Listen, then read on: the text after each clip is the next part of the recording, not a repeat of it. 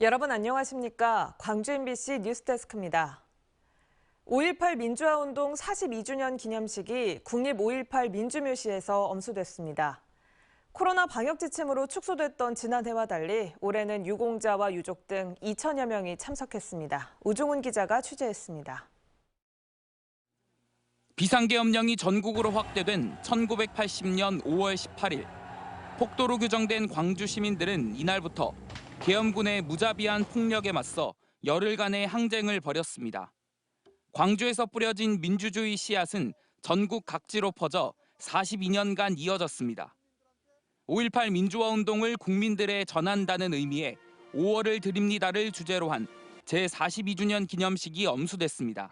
이젠 우리가 함께 그 슬픔과 상처를 감싸고 위로하며 희망 가득한 5월을 만들어 가야 할 때입니다.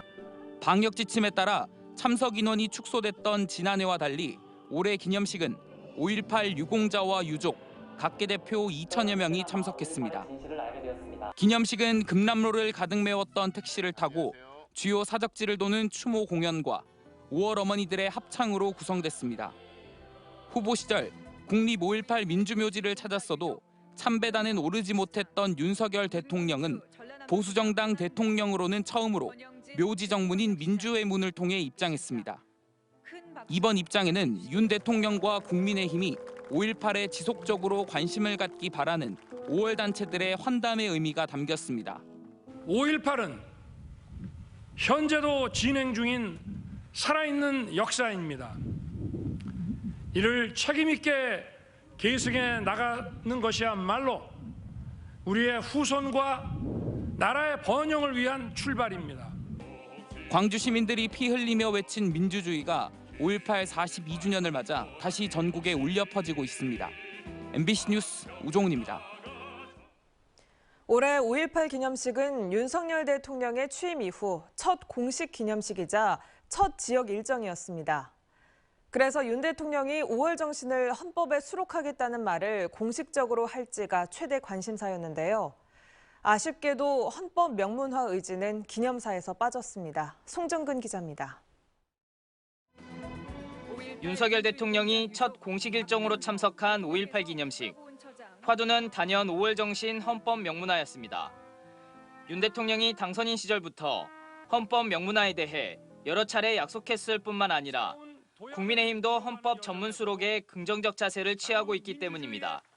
하지만 윤 대통령은 기념사에서 5월 정신 헌법 명문화 의지를 직접적으로 밝히지 않았습니다. 대신 5월 정신은 헌법 정신 그 자체라고 애둘러 표현했을 뿐입니다. 5월 정신은 보편적 가치의 회복이고 자유민주주의 헌법 정신 그 자체입니다. 그러면서 자유민주주의라는 보편적 가치 위에 경제 발전을 이뤄내야 한다고 강조했습니다. 이제 광주와 호남이 자유민주주의와 인권이라는 보편적 가치 위에 담대한 경제적 성취를 꽃피워야 합니다. 시민단체들은 윤 대통령의 기념사를 강하게 비판했습니다. 헌법 전문 수록에 대한 의지와 완전한 진상규명의 의지, 그리고 역사 왜곡 근절에 대한 의지를 밝히지 않아 매우 유감스럽다고 밝혔습니다. 또 현 시대의 과제를 정확하게 인식하고 있는지 의문이 든다며 윤 대통령의 기념사를 평가절하했습니다. 윤 대통령의 기념사에는 5월 정신을 헌법 전문에 수록하겠다는 약속이 빠졌습니다. 광주 시민과 국민들의 아픔은 이번에도 위로받지 못했습니다. MBC 뉴스 송정근입니다. 이번 5.18 기념식에는 국민의힘 소속 국회의원 대부분은 물론 정부 강요와 청와대 인사가 대거 참석했습니다. 역대 보수 정권에선 볼 수 없었던 광경인데요. 지난 대선부터 이어진 호남 공약이 지방선거를 앞두고 더욱 가속화하는 행보로 풀이됩니다. 중요한 건 진정성과 실천 의지입니다. 한신구 기자의 보도입니다. 임을 위한 행진곡을 제창하는 윤석열 대통령과 국민의힘 국회의원들. 합창과 재창 여부를 놓고 논란을 빚었던 과거 보수 정권 때와는 사뭇 다른 모습입니다. 이번 5.18 기념식에는 국민의힘 소속 109명 국회의원 가운데 사실상 대부분이 참석했고 새 정부 장관들과 청와대 참모진까지 여권이 총출동해서 광주 정신의 계승을 한 목소리로 외쳤습니다. 5월 정신은 특정 정치 세력이나 특정 정당의 전유물이 결코 되어서는 안 됩니다. 지난 대선부터 이어진 호남 서진 공략을 2주 앞으로 다가온 지방선거 국면에서 더욱 가속화하는 행보로 읽힙니다. 그렇지만 새 정부 인선에서 광전남 인사가 배제되고 국회에 제출된 첫 추경안에도 지역 SOC 예산이 대폭 삭감되는 등 호남 소외 우려는 여전한 상황입니다. 때문에 호남 민심을 향한 이런 구애가 진정성을 의심받지 않기 위해선 말이나 겉모습만이 아닌 강력한 실천 의지가 뒤따라야 합니다. 그 단초는 지난 1987년 이후에 35년 동안 미뤄져 오고 있는 5.18 정신의 헌법 전문 수록인데 민주당은 하반기 원구성 때부터 서두르겠다고 밝혔습니다. 헌정개혁특위를 만들어서 헌법 개정을 본격적으로 논의해야 한다고 보는데 5.18 광주 정신이 헌법 전문에 포함되는 안을 윤석열 대통령이 이번 기념사에서 헌법 전문 수록을 명시적으로 밝히지 않은 만큼 이제 그 공은 국회로 넘어왔습니다. 국민의힘 역시 헌법 전문 수록에 긍정적, 전향적 자세를 강조하고 있기 때문에 구체적인 후속 조치가 반드시 뒤따라야 합니다. 노무현 문재인 정부 때 두 차례나 보수 정당의 반발과 불참으로 5월 정신의 헌법 전문 수록이 무산된 아픈 전례가 있기 때문입니다. 이런 큰 틀에서의 정치적인 논의와 함께 갈 수 있지 않을까 생각하고 당연히 언젠가 우리가 개헌이 된다면은 이 5.18 정신을 헌법에 담는 문제는 그것은 이제 양당 간의 이견이 별로 없는 문제일 것이다 이렇게 생각합니다. 이례적으로 보일 만큼 과거 보수 정권 때와는 달라진 윤석열 정부와 국민의힘의 5.18 기념식 행보. 진정성 있는 후속 조치와 실천 의지가 그동안 꽉 막혀있던 호남 민심 혈맥도 뚫고 지방선거에서 의미 있는 성적도 거둘 수 있습니다. MBC 뉴스 한신구입니다. 42년이 흘렀어도 가족들의 아픔은 그대로입니다. 40여 년 만에 가족을 찾은 유족도, 아직 가족을 기다리는 유족도 애절한 슬픔은 1980년 그날에 멈춰 있습니다. 임지은 기자가 취재했습니다. 국립 5.18 민주묘지 1-38번 양찬근의 묘. 이 묘지엔 행방불명된 줄 알았던 김광복 씨가 묻혀 있었고 양찬근 씨의 유해는 무명 열사묘에 안장돼 있었습니다.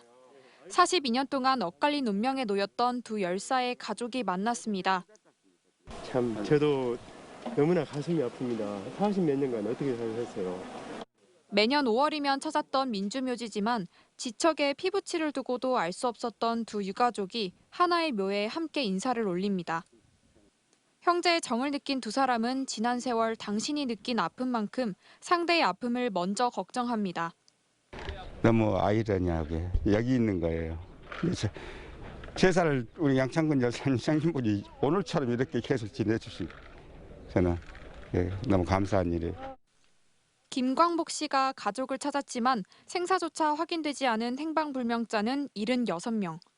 42년째 가족의 유해도 찾지 못한 가족들의 억장은 무너집니다. 1980년 5월 사라진 뒤 돌아오지 못한 7살 이창현 군의 어머니는 아들이 좋아했을 케이크와 음료를 봉분 없는 묘에 올립니다. 헌병이 되든지 누가 됐든지 간에 우리 아이가 어떤 모양에서 어떻게 됐는지 그 사람들 한 번만 만나봤으면 원이 없겠어요. 학살 책임자들의 침묵 속에서 유족들은 완전한 진실규명을 외치고 있습니다. 우리 아들 붙잡고 큰 울었거든. 한 번씩 울고나. 그런데 나는 요 맨끝이 아파갖고 우리 바람이 난 게 그 증인이 나와서 솔직하게 이렇게 했다고는 그 바람. 42년이라는 시간이 흘렀지만 가족들의 상처는 여전히 아물지 않은 채 가슴속에 남아 있습니다. MBC 뉴스 임지은입니다.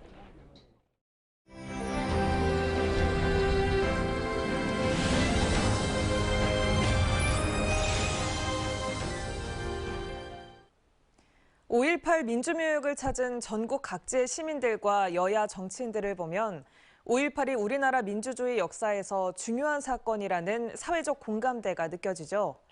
하지만 이렇게 되기까지 우여곡절도 많았습니다. 특히 5.18 가짜뉴스가 큰 걸림돌이었는데요. 1980년 당시의 왜곡 보도들이 가짜뉴스의 근원으로 꼽힙니다. 5.18과 언론을 다룬 기획보도 미완의 5월 수첩 그 두 번째 순서 이다현 기자가 전해드립니다. 1980년 5월 22일 동아일보 1면입니다. 광주 데모 사태 닷새째. 광주 시민들의 시가지 데모는 날이 갈수록 격화돼 닷새째 유혈 사태를 빚고 있다고 쓰여 있습니다. 25일 조선일보는 5.18 민주화운동을 무정부 상태, 시민군을 난동자라고 보도합니다. 1980년 당시 언론은 5.18을 시민들이 일으킨 폭동처럼 묘사했습니다. 신군부의 보도 전략에 따른 겁니다. 광주 항쟁은 그 폭도들에 의한 지역 분쟁의 하나다, 이렇게 과소평가하고 싶었겠죠. 신군부 총칼에 시민들이 수없이 죽고 다치고 있는데도 그 사실 자체가 덮이거나 피해자 수가 터무니없이 축소됐습니다. 물론 기자들이 힘이 없었고 용기가 없었다고도 할 수 있겠지만 아무리 용기를 내갖고 써봐야 보도 검열에 걸리니까. 당시 현실은 보도되는 내용과는 전혀 달랐습니다. 공수부대들이 와가지고 무조건 차에서 학생 비슷한 애들만 보이면 내려서 곤봉을 무차별로 두들기는 거라 막 머리가 터지고 이런 걸 내가 이제 직접 목격한 거니까. 약탈 사건 같은 거라든가 폭행 이런 것도 없이 시민들이 질서를 잘 유지해 줬다는 게 그게 좋고. 결국 시민들의 분노는 뻔히 보이는 사실조차 말과 글로 알리지 못하는 언론을 향했습니다. 외부의 도움을 받기는커녕 언론 때문에 오해까지 떠안게 됐다는 원망이 파다했습니다. 공수부대나 경찰도 무서웠지만 시민이나 학생도 무서웠습니다. 그래서 건물에서 숨어서 취재를 했는데 신문에 한 줄도 못 쓴 거 보고 시민들이 더욱더 기자들을 잡아 죽이려고 그랬거든요. 왜곡 보도의 여파는 수십 년 이어졌습니다. 항쟁이냐 사태냐, 시민군이냐 북한군이냐를 두고 논쟁과 갈등이 반복됐습니다. 웃음밖에 안 나오죠. 그렇게 얘기하는 사람들은 5.18 때 아무것도 모르잖아요, 사실. 비상식을 상식화해가지고 그게 마치 상식인 것처럼 이야기를 하는.